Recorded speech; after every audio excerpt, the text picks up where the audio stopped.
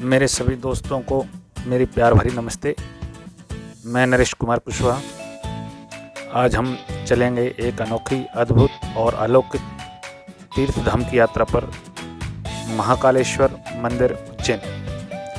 महाकालेश्वर मंदिर उज्जैन, जहाँ पर जो प्रसिद्ध ज्योतिर्लिंग हैं, 12 ज्योतिर्लिंग, उनमें से दक्षिणोमुखी ज्योतिर्लिंग उज्जैन में स्थित है, जिसको महाकाल के नाम से जाना जाता है। यह महाकालेश्वर मंदिर उज्जैनी में है। महाकाल का जो ये मंदिर है, महाकालेश्वर मंदिर, मुख्य रूप से 3 हिस्सों में विभाजित है। सबसे नीचे वाले हिस्से में महाकालेश्वर ज्योतिर्लिंग है, बीच वाले हिस्से में ओंकारेश्वर ज्योतिर्लिंग है, और सबसे ऊपरी हिस्से में नाग चंद्रेश्वर ज्योतिर्लिंग है, जो साल में सिर्फ एक बार नाग पंचमी पर ही खुलता है। और महाकालेश्वर का जो मंदिर है उज्जैन, वह अपनी भस्म आरती के लिए भी बहुत प्रसिद्ध है। 18वीं सदी के चौथे दशक में जब मालवा पर मराठा राजाओं का आधिपत्य हो गया था, तब पेशवा बाजीराव प्रथम ने उज्जैन का प्रशासन अपने सबसे विश्वस्त सरदार राणोजी शिंदे को सौंपा था। राणोजी शिंदे ने ही वर्तमान में जो महाकाल का मंदिर है स्थित है, उसके भव्यतम और सुंदरतम पुनर्निर्माण कराया था। उसका श्रेय राणोजी शिंदे को जाता है। हम महाकाल की यात्रा पर निकले। मैं, मेरी पत्नी आरती, मेरी बेटी ज्योति और बेटा शुभम, भांजा बहू आरती और उसकी बेटी रानी वैष्णवी, हम सभी अपनी कार से महाकाल के दर्शन के लिए पुलिस लाइन उज्जैन में, मेरा भांजा जो पुलिस में है वो वहाँ पर निवास रहता है, वहाँ से हम लोग निकले अपनी कार से। और ये देखिए, अब हम पहुँच गए हैं पार्किंग स्थल पर। पार्किंग स्थल पर 25 रुपये की रसीद हमने कटाई और पार्क पे अपनी गाड़ी लगाकर हम चल दिए। महाकाल की तरफ जाने वाले रास्ते में बहुत सारी दुकानें हैं, जहाँ पे महिलाओं का, गहनों का सामान और काफ़ी पूजा पाठ का सामान सब कुछ मिलता है। हम सभी लोग कोरोना होने के कारण काफ़ी सावधानी बरतते हुए जा रहे थे, मास्क लगाए हुए थे, जहाँ जहाँ भीड़ दिखती है मास्क लगा लेते। तो ऐसे सावधानी, क्योंकि धूप का टाइम था, 11-12 बज रहे थे, नीचे फर्श काफ़ी गर्म हो गया था, उस वजह से पैर भी जल रहे थे। हमने जूते वहीं पर रख दिए थे। हमने कोरोना होने के कारण भीड़भाड़ में जाने के बजाय स्पेशल बुकिंग, जो शीघ्र दर्शन वाले हैं, वहाँ से जो 250 रुपये का एक मिलता है, रसीद कटवाई।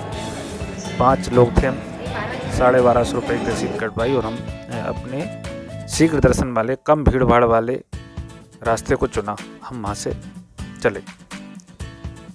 रास्ते में जहाँ दर्शन के लिए जाते हैं, जो गैलरी बनी हुई है दर्शन के लिए जाने वाली, उसके रास्ते में दीवारों पर बहुत ही सुंदर और मनोरम ज्योतिर्लिंगों की तस्वीरें बनी हुई हैं, जिनका अवलोकन करते हुए, भगवान महाकाल का नाम लेते हुए, और लोग आगे बढ़ते हैं और भगवान के दर्शन करने के लिए जाते हैं। ये देखिए, कोरोना के कारण अभी थोड़ा सा कम था और ये हम अंदर पहुंच गए हैं। अंदर पहुंचने के बाद सभी लोगों को लगा कि अपने सिर पर चंदन लगवाकर वहाँ पर जो प्रतीक चिन्ह बनवाया जाता है ओम का, वो सब लोगों ने बनवाया। बच्चे लोग जो है ओम का प्रतीक चिन्ह बनवा रहे हैं, ये आप देख सकते हैं। और ये भांजा बहू आरती, ये बिटिया वैष्णवी और ये बेटा, ये हम सब लोग ओम का चिन्ह बनवाने के बाद, और वो जो सामने दरवाजा दिख रहा है, वहाँ से हम अंदर जाएंगे। ये महाकालेश्वर दर्शन जो लिखा हुआ है, यहाँ से अंदर के लिए प्रवेश। और कोरोना की गाइडलाइनों का पालन करते हुए सभी लोग मास्क लगाए हुए थे। वहाँ से हम अंदर गुजरे। अंदर भी जाते हुए गैलरी में दूरी हम बराबर बनाकर रखी। वर्तमान में जो महाकाल मंदिर है, जो राणोजी शिंदे के द्वारा जो बनवाया गया है, मंदिर के शिखर के ठीक ऊपर से ऐसा कहते हैं कर्क रेखा गुजरी है, इसलिए इसे पृथ्वी का नाभि स्थल भी कहा जाता है। क्षिप्रा नदी के किनारे यह शहर उज्जैनी बसा हुआ है। यहाँ के महान सम्राट विक्रमादित्य ये राज्य की ये राजधानी रही है उज्जैनी। प्राचीन समय में इसको अवंतिका नगरी भी कहते थे। ये देखिए अब हम अंदर पहुँच गए हैं महाकाल के दर्शन के लिए, और ये सभी लोग भीतर जाते हुए यहाँ पर पर्याप्त व्यवस्था की गई है कोरोना के कारण। और ये देखिए अब हम गर्भगृह में पहुँचे हैं। यहाँ से कोरोना पहले नज़दीक से दर्शन करवाए जाते थे, आजकल नहीं करवाते। आजकल थोड़ा दूर से ही कोरोना के कारण दर्शन करवाते हैं। और ये देखिए हम सामने खड़े हैं रो में, जहाँ से महाकाल हमारे जो महाकालेश्वर है दक्षिणमुखी ज्योतिर्लिंग है, वो आपको सामने दिख रहे हैं। बोलिए जय महाकाल, जय महाकालेश्वर, जय शिव शंभू। और इनके दर्शन करने के पश्चात हम थोड़ी देर वहाँ पर बैठे। हाँ, तो मैं बता रहा था ये महान सम्राट विक्रमादित्य के राज्य की राजधानी थी।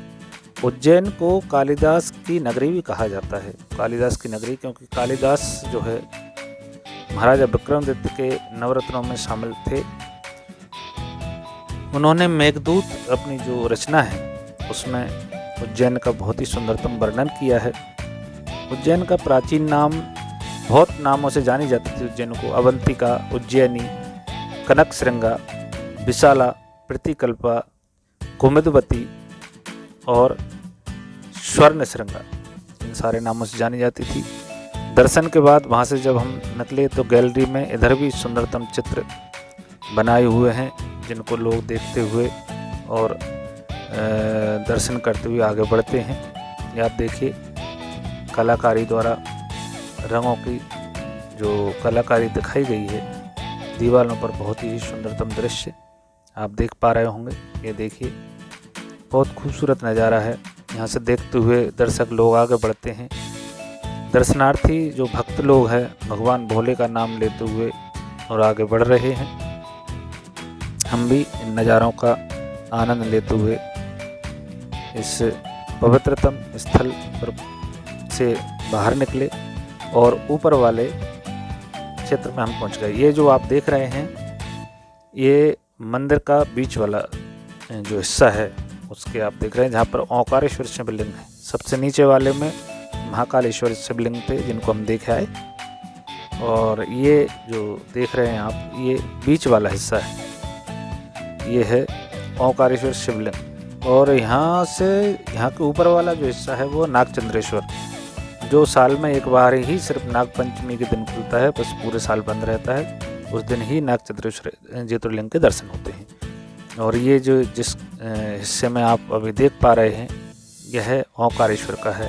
और ये देखिए ये ओंकारेश्वर महादेव का शिवलिंग जो आप देख पा रहे हैं, ये ज्योतिर्लिंग जो है ये ओंकारेश्वर का है।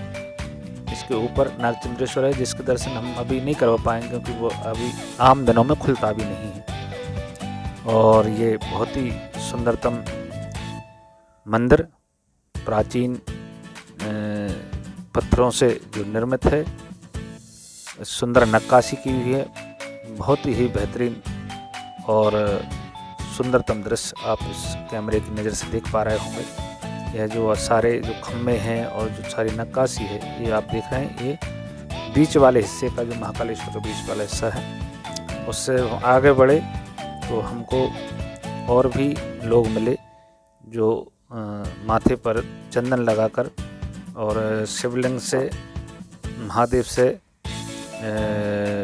निर्मित कुछ प्रतीक चिन्ह बनाते हैं। हमने वहाँ पर बनवाए। और चूँकि उज्जैनी को देवों की नगरी कहा जाता है और मंदिरों की नगरी कहा जाता है, यहाँ पर बहुत सारे मंदिर स्थित हैं।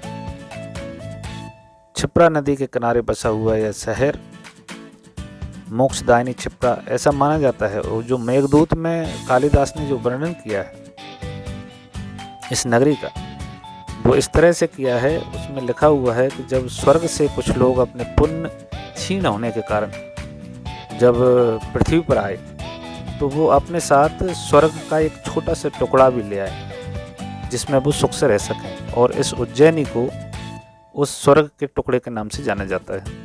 यह भगवान महाकाल की नगरी है।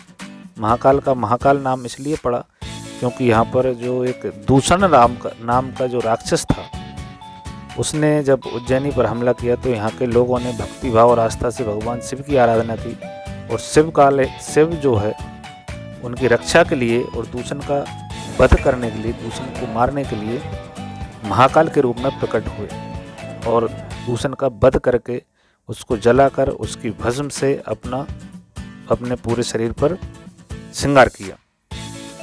उसको मारने के बाद जब लोगों ने काफ़ी विनती की, काफ़ी मिन्नतें की, आराधना की कि प्रभु आप यहीं पर बस जाएं, इसके बाद आप चले जाएंगे तो कोई और आके हमें सताएगा, भगवान महाकाल फिर वहाँ पर ज्योतिर्लिंग के रूप में स्थित हो गए। तभी से वो यहीं पर स्थित हैं। इसको जीवित ज्योतिर्लिंग की संज्ञा भी दी जाती है और भगवान महाकाल इसलिए महाकालेश्वर नाम से जाने गए। यह उज्जैन का जो आप देख रहे थे,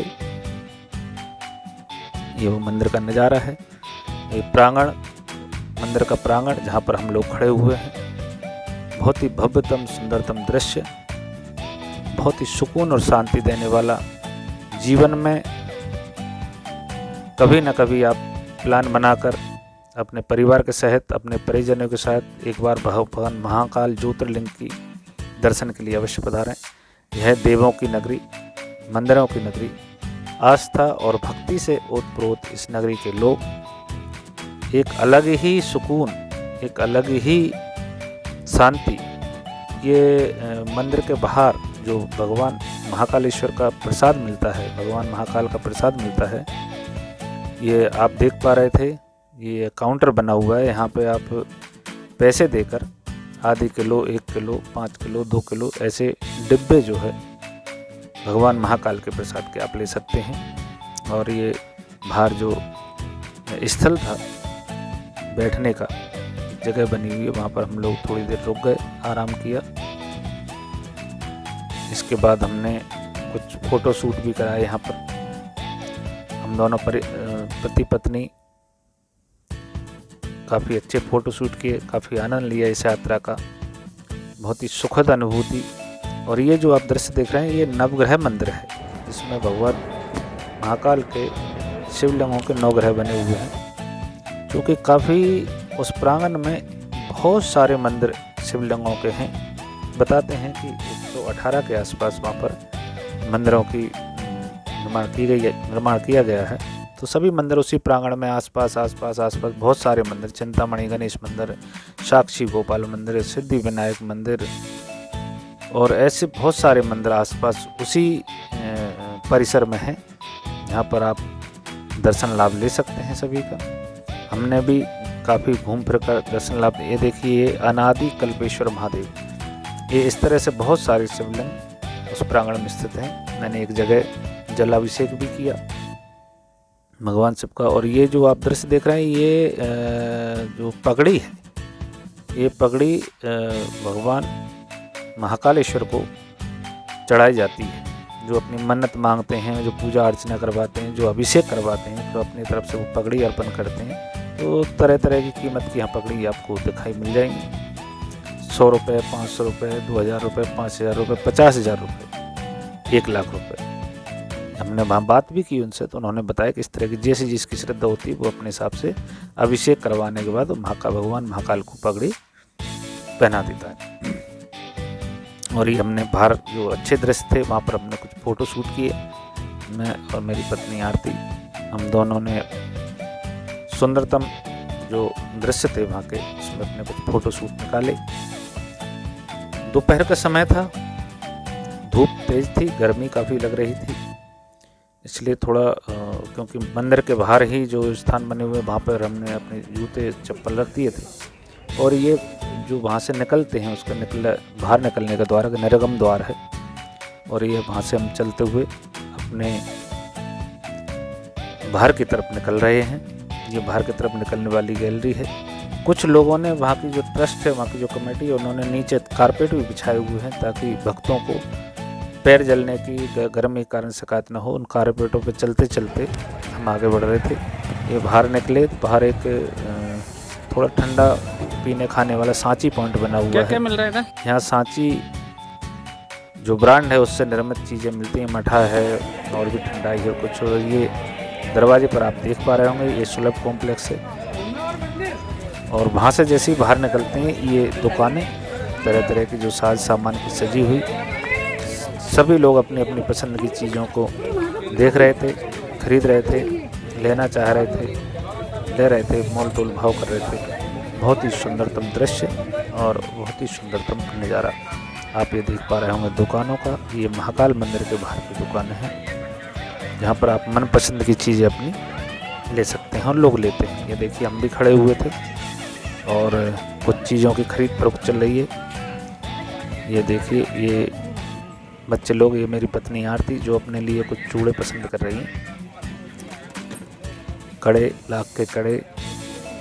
दुकानदार भी काफ़ी रॉयल नेचर के होते हैं, आते हैं, उनमें भक्त लोग रहते हैं। अपने कोई घर के लिए, परिवार के लिए, अपने बच्चों के लिए कोई स्मृति चिन्ह रूप में यहाँ पर ले जाना चाहता है तो सभी लोग पसंद करके ले जाते हैं कि धार्मिक याद में। और वहाँ से हम फिर अपना सामान लिया और कार अपनी उठाई वहाँ से। इसके बाद कार में बैठकर हम सब फिर अपने घर की तरफ चल दिए। हमारी यह यात्रा बहुत ही सुखद रही, बहुत ही अच्छी रही। भगवान महाकाल आप सब पर अपनी कृपा बनाए रखें। भगवान महाकाल आप सभी को आनंद देते रहें, सुख समृद्धि देते रहें। और मैं ईश्वर से आराधना करूँगा, विनती करूँगा कि मेरे जितने भी देखने वाले लोग हैं, दर्शक लोग हैं, वो एक बार विचार बनाकर, प्लान बनाकर भगवान महाकाल के दर्शन के लिए अवश्य जाएं। ईश्वर आपकी हर मंगल कामना पूर्ण करे, ईश्वर आपकी हर मनोकामना पूर्ण करे। आपसे निवेदन है जब भी जाएं तो समय का विशेष ध्यान रखें। आजकल कोरोना का समय है, उसका भी विशेष ख्याल रखें। और हम चूँकि भस्म आरती में शामिल नहीं हो पाए, सुबह भस्म आरती का समय होता है, वो सुबह 3 बजे से स्टार्ट हो जाती है। वह बहुत ही महत्वपूर्ण मानी जाती है, लेकिन उसमें हम शामिल नहीं हो पाए। अगली बार कभी मौका मिलेगा तो अवश्य जाएंगे। इस तरह हमारी भगवान महाकालेश्वर की यात्रा संपूर्ण हुई और आप सब ने देखा किस तरह से यहाँ पर भगवान शिव ने जो महाकाल का अवतार लिया था और जीवित स्वरूप में वो यहाँ शिवलिंग के रूप में विराजमान है, उसके दर्शन लाभ हमने लिए। आप सबको ही दिलवाए भगवान महाकाल आप सब पर अपनी कृपा बनाए रखें। महाकाल के दर्शन आप सबके लिए मंगलकारी हों। धन्यवाद। जय महाकाल।